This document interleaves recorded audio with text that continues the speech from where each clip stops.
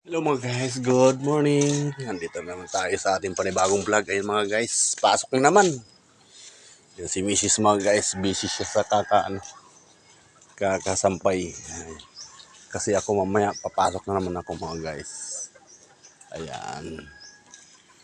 Maliwalas ngayon mga guys, kaya nagsasampay. Sasampay si Mrs. Dito tayo mga guys sa ating mga halaman ay tububo na yung mga oregano ko mga guys. Oh. Ang hahaba na. Ayan, ito yung mga okra ko mga guys. I-double check natin. Sana magkaroon na to ng bunga mga guys.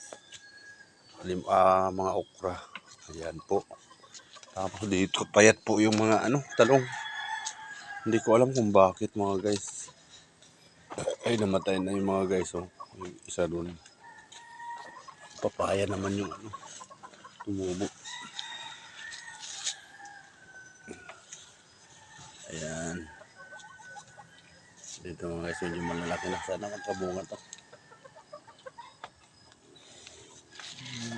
Dito pa tayo mga guys yan, mga tanglad ko. Ang dami kasing basura mga guys yung susunugin na naman to. Ay mga tanglad ko mga guys, payat. Yan. Tapos may mga bisita tayo mga guys. Dito lang kami, ganito lang ang buhay namin. Araw-araw mga guys.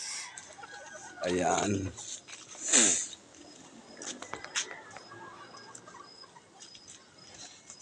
Mabutin lang kahit papaano mga guys. Si Mrs. Nakakagawa-gawa pa siya. Yan. Taga-sampay. Kahit mag-isa lang siya dito mga guys sa bahay. Kaya minsan habang nasa trabaho ako, kinakabahan din ako dahil alam niyo na may sakit. Baka mama biglang hikain o atakihin. Kaya yan. Butin lang maliwalas na siya ngayon. Dito lang dati. Ang sipag yan si Mrs. mga guys. Siya ang taga-sampay, ako ang taga-laba. Yan, dinadala ko yan sa work mga guys. Yung mga nilalagay ko lang sa sako. Para hindi masyadong halata. Yan si Mrs. mga guys. Siya ang aking tagapagsampay. Kaya dito tayo mga guys sa natin mga halaman. May mga halaga niya mga guys. Sa probinsya dito sa mga guys, sa bahay namin, probinsya. Medyo maayos naman kasi may mga kahoy. Pero mainit lang mga guys pag tanghali. Kasi walang makakapasok na hangin. Maano ba yung parang masalimuot. Ay. Mga tubig mga guys. Oh. Ito meron pa. Paubos na yung mga tubig dito. Bigyan na naman. Yan malalim na mga guys. Lalim na naman ang ating tubig.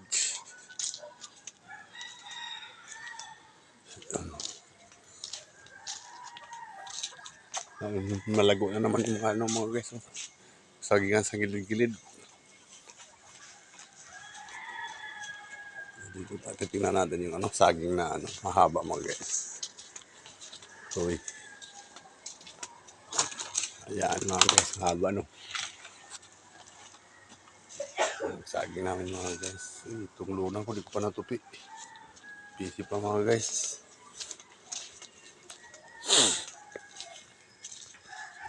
Kasi mag-si-Mrs. mga guys. Mamaya papasok na naman ako. Mag-isa na naman yung si Mrs.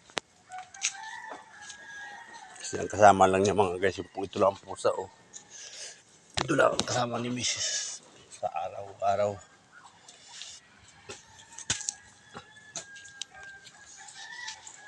Yan mga guys. Okay mga guys.